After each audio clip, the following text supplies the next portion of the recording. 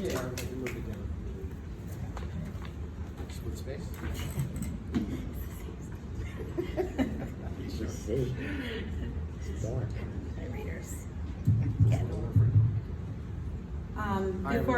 Before we begin, I just wanted to say congratulations to all the teachers and paras that just won that award. And I just wanted to say, especially to Miss Sheely, Elaine was a really, really powerful guiding light in our lives for a long time when we first started coming here, and I can assure you that her award is well deserved. So thank you, Mrs. Sheely, and congratulations.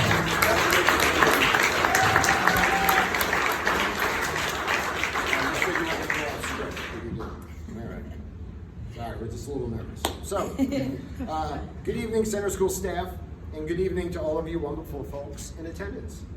We'd like to thank the Center School for this opportunity to speak on behalf of our son, Colton, and his journey here at the Center School. We are very honored to be here. Plus, Kim told me there was going to be an open bar.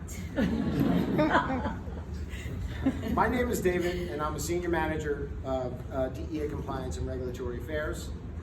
And I'm Kim, and I am a first grade teacher of 20 years in public school. And this is our Center School story. So we're going to start our son and Colton's story a little out of order. When we get to the end, you'll know why. So picture this. It's September 2023, and I'm sitting in my car with our son Colton, parked in front of our public high school. After 6.5 years at the Center School, Colton is about to return to public school system. Nerves and excitement were bound for our whole family, but mostly Kim and I. Colton is positive, he's confident, and he's ready for the challenge. We're going to return to this day later. When you have a child or children, what's the number one thing of importance you wish for them? I bet most of you would say or think health. After health, what would you say is the second most important thing you wish for them? I'm going to say most of you probably thought of or think of happiness. Health and happiness. Some of the biggest gifts in life we all wish for our kids. And after that comes the more selfish ones. Turn. What do we have to? Because you're going to grab it out of your hands. Success, friendship, love, sports, groups, socialization, good grades, acceptance. When you are a parent or a caregiver of a special needs child, you're pretty much like every other parent. On your child's birthday, you have the same desires for them. When your child is diagnosed with autism or any other neurological disorder, you're put into a position where you adjust some of those wants. You still wish for health, happiness, but the rest, you must hope it all works out.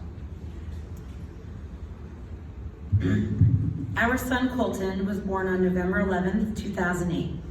Our first and only child, a healthy, beautiful baby boy with big blue eyes and a crop of blonde hair, and we were both immediately in love.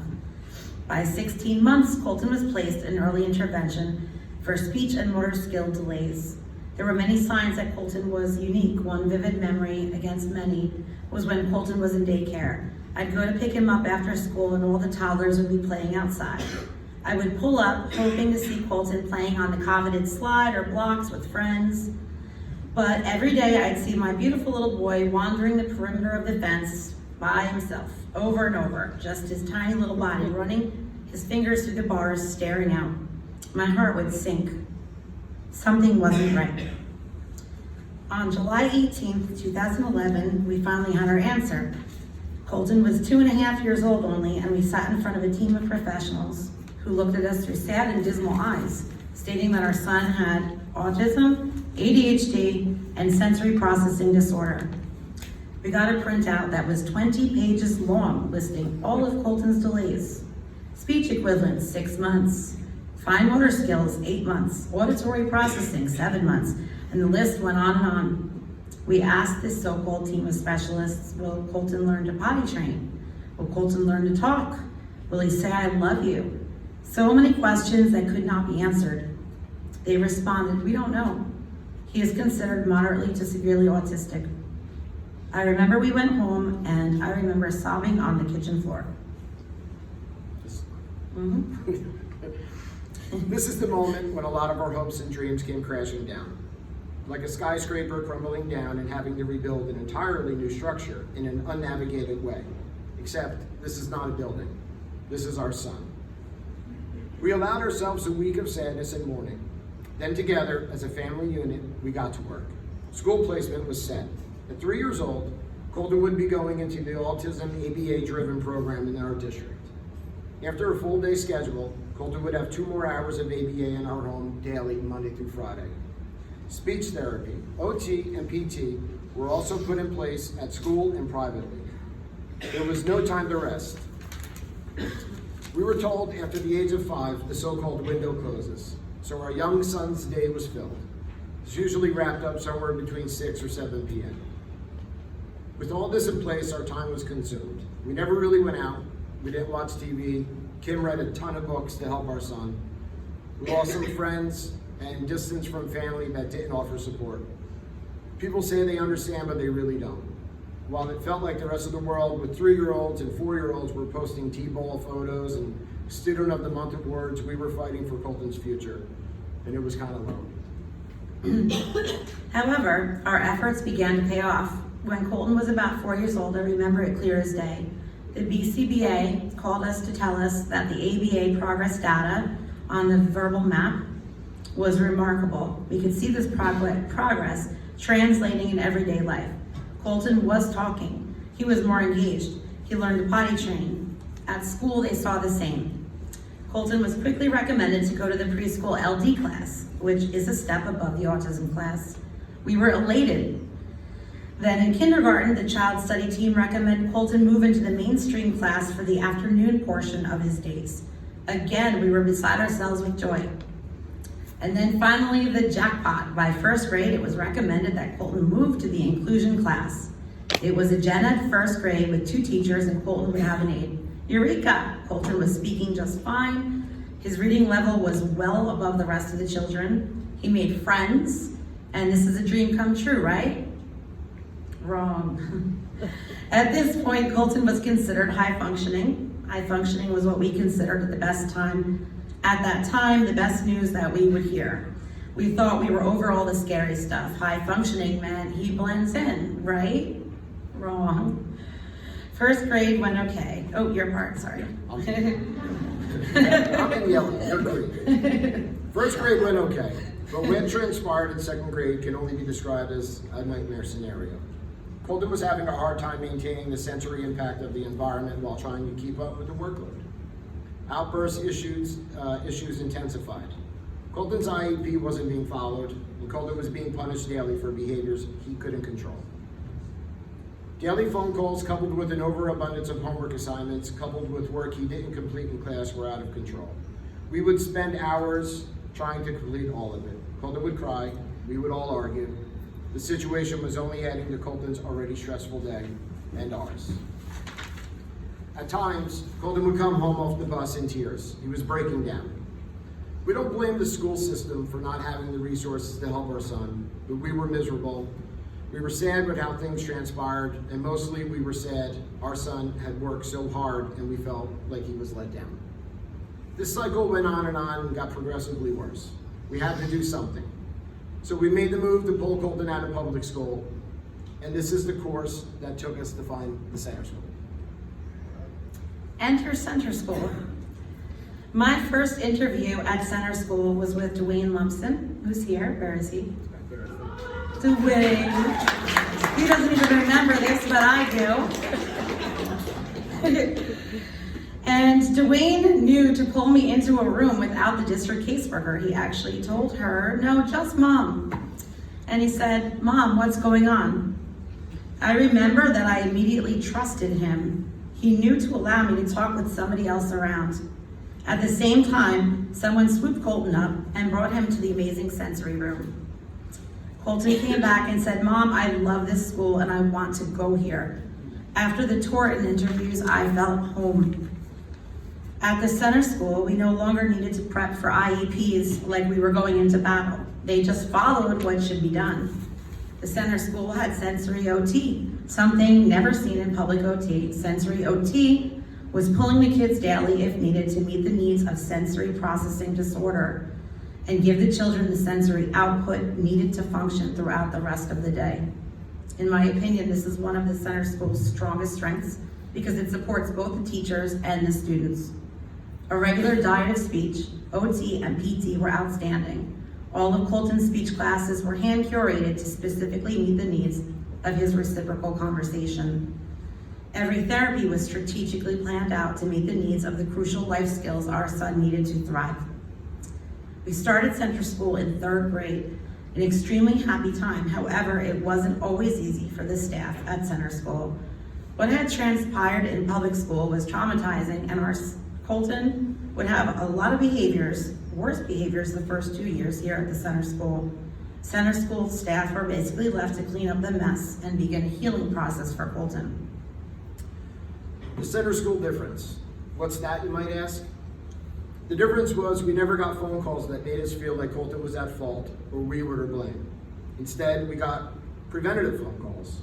Holy crap, there's a plan in place. Instead, we were back to using ABA-like data to create behavior improvement plans. We were called to celebrate successes, no matter how small. We were invited to fun events where everyone belonged and is given a chance to shine. No matter how great the issue was, we worked on it together as a unit, a family unit. It took us as parents time to desensitize ourselves to phone calls from school, but after a few months, we learned to trust again. We could see, most importantly, that these people here at the Center School, they loved our boy for all of his flaws and saw his potential. We had a village. We could no longer do this alone, and we didn't have to anymore. What took place over the years to come was a curriculum set with a heavy emphasis on counseling. Counseling was always available. Colton needed to be taught in a more thoughtful, systemic, and cumulative approach. Colton was taught how to cope with his ADHD and regulate his emotions appropriately on a daily basis. The Center School had focused on positive behavior support system that incorporated the entire school. No one was left out, and it was a practice that was instilled in the daily curriculum. This school-wide unit is what created a unit of friends working towards the same goal. By the time Colton was in 8th grade, the Center School had developed a new positive behavior support system. Miss Molly Smith had asked Colton to deliver the new system to his peers. I have it on video. Colton informed his peers how many points they needed to have a successful day. And then Colton said, and hey, if you don't get it, no one is perfect. He was becoming a leader. By the end of 8th grade, we could see a huge change in Colton. A very positive, dramatic change, like he just finally got it. It all culminated together beautifully with years of practice and maturity. It just snapped into place, hard work and a lot of love.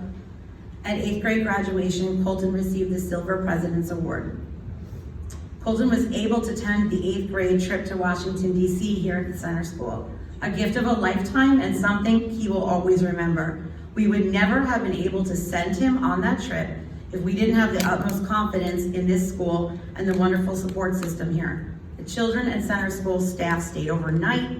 They toured everywhere. I know Dr. Rinaldi had them all over town because I was tracking Colton on Life 360. The kids swam in the pool. They went out to dinner. Colton tried calamari. His first trip without mom and dad, and we were elated that he was able to do it. Something only possible because of the Center School. Before 9th grade, we never thought about our Colton transitioning out of the Center School. We loved it here so much, and we were all really happy.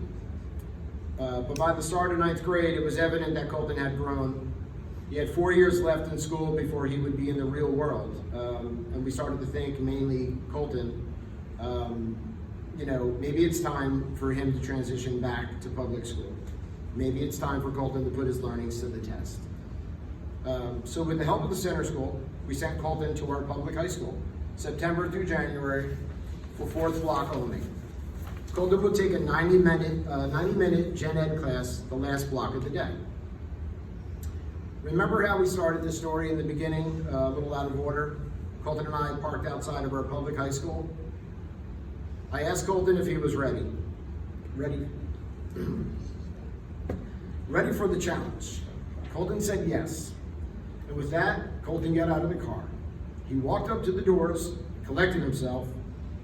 I had the window down in case he needed me. And that's when I heard Colton say, first time back in public school after 6.5 years. I got this. Colton took a deep breath and he counted backwards from 3, 2, 1. And that's him there pressing the doorbell for the public school.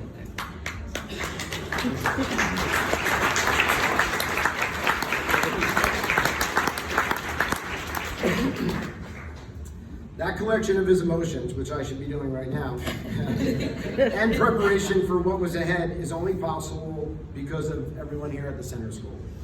You taught him that. You all should be proud of yourselves because that's what you did and still do on a daily basis. So thank you very much. And that was it. Colton took off running. Those 4 months were a success. By February, we realized it was time. It was now or never. Colton decided he wanted to give Colonia High School a full day try. On February 1st, 2024, Colton became, excuse me, a little choked up. Colton became a full-time student at Colonia High School. Again, he transitioned with total confidence, a confidence he had gained, knowing that he was taught how to handle himself here at the center school. He got straight A's on his first report card.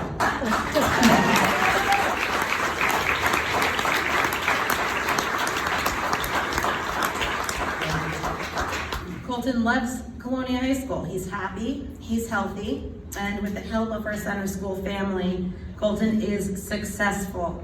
Most importantly, Colton is proud of himself and has taken ownership in his grades and his success. It is one of the biggest successes of his life and ours.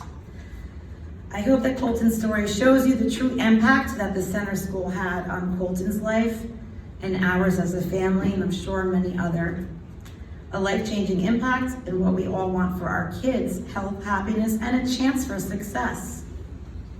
We have so much gratitude towards you, the center school. Here's to many more years of the center school helping families find their way. Here's to lots more kids being able to say first time back in public school. 3, 2, 1, cheers.